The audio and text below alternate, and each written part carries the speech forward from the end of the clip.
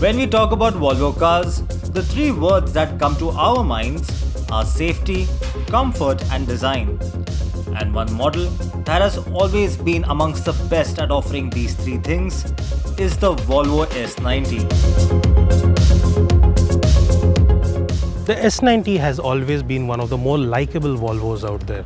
So it has an oomph factor that certainly pops out every time you look at it. So no wonder it was the winner of the 2017 Carandbike Premium Car of the Year. But we are in 2022 now, and with time this S92 has changed. It has received a facelift, and this one was launched in the global markets in 2020. Volvo took around 2 years to bring it to our shores, and that is mainly because of the COVID-19 pandemic. It is here now, finally, and we are going to test it today. But before we get into the details, do like this video, subscribe to our channel, and do not forget to press the bell icon. We have always liked the way the S90 looks, and with this facelifted model, the feeling continues. While the basic silhouette remains similar, the car looks sharper now. Be it the signature chrome grille, the revised headlamps with the Thor's Hammer LED daytime running lights, or the bumpers, everything has been toned down to give it a sleeker look. And while the profile remains unchanged, you do get a new set of dual-tone multi-spoke alloy wheels, which look quite classy in our opinion. The rear section too looks sharper now, courtesy of the refreshed LED tail lights with the C-shaped light signature. However, the most noticeable change is the new bumper. Unlike the pre-facelift model, which used to come with horizontal dual exhaust ports, the updated S90's tailpipe has been nicely tucked behind the rear bumper, giving it a neat exhaustless look. Now, like the exterior, the cabin too comes with its fair share of updates. You have a new layout over here, which has a darker theme compared to the lighter interiors of the previous model. But of course, Volvo also offers you some customization choices. Particularly nice are these new features like this soft touch top on the dashboard, which gets these contrast white stitching. Along with this, you get a wooden panel inserts on the dashboard. You have this chrome line that runs across the entire surface, and of course you also have this new crystal gear lever, which certainly takes premiumness to the next level. Now, among the new features, this S90 also comes with this updated touchscreen infotainment system, which comes with a lot of new features now. This includes a suite of Google apps, which include the Maps, Google Assistant, Play Store and Spotify, and lots more. With this, you also get a voice-activated assistant, which can take care of a lot of functions. For instance, OK Google, set temperature to 20 degrees.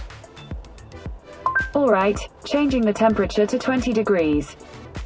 There you have it. But that's not all.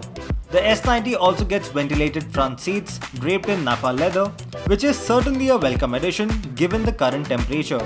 Plus, you also get a wireless smartphone charger, USB ports, a new multifunctional steering wheel, a beautiful surround sound system from Bowers and Wilkins, and of course, an electric sunroof.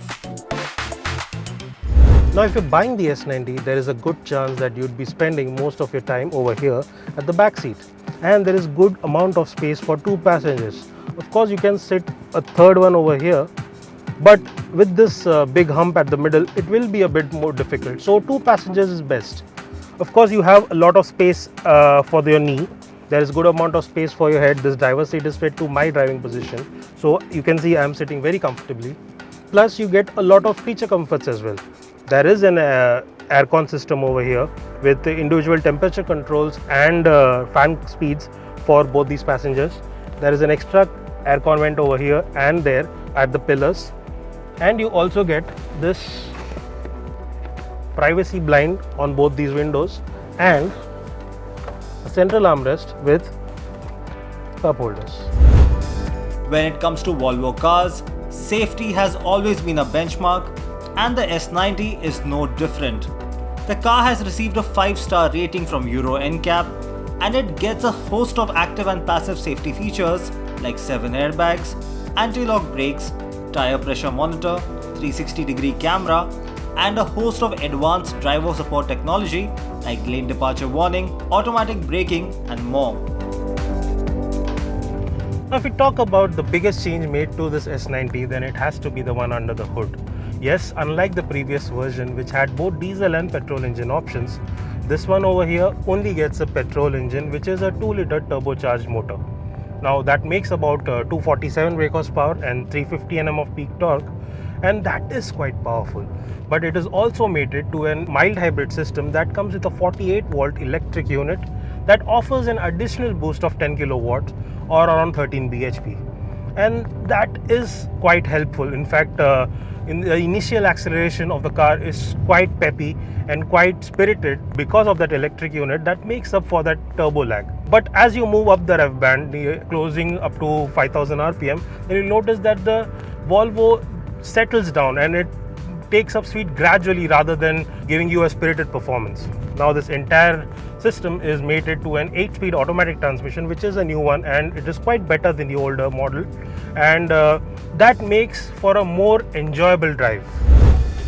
However, when it comes to ride quality, the S90 is absolutely on point. The sedan handles most of the undulations on the road with grace and offers you a supple and sure-footed ride. In fact, despite its low 152mm ground clearance, the car offers enough confidence even on bad roads. The cabin too is well insulated, offering good NVH levels. The handling is also good.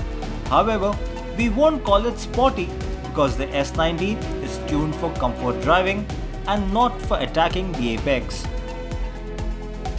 The Volvo S90 is offered in only one top spec variant, which is priced at 65,90,000 rupees. That makes it about 30,000 rupees more expensive than the top end Lexus ES300H and about 1,40,000 rupees costlier than the petrol version of the BMW 5 Series. At the same time, it's about 9,000 rupees cheaper than the top end Audi A6 and 2,10,000 rupees less expensive than the entry-level Mercedes-Benz E-Class. So, if it's luxury that you're looking for, then we would say spend the extra premium and go for the A6 or the E-Class. And if you want performance along with luxury, the 5 Series might be a good bet, and it is cheaper as well. However, both the E-Class and the 5 Series also get diesel variants which offer better features and performance. But if you are looking for something a bit more sustainable, then the ES300H Hybrid might just work for you. However, it does look a bit dated compared to all of its rivals. That being said, if you are looking for a premium executive petrol sedan and do not want to go the German way, then the S90 might be a good option for you. It performs well, offers great ride and comfort, and looks so damn pretty.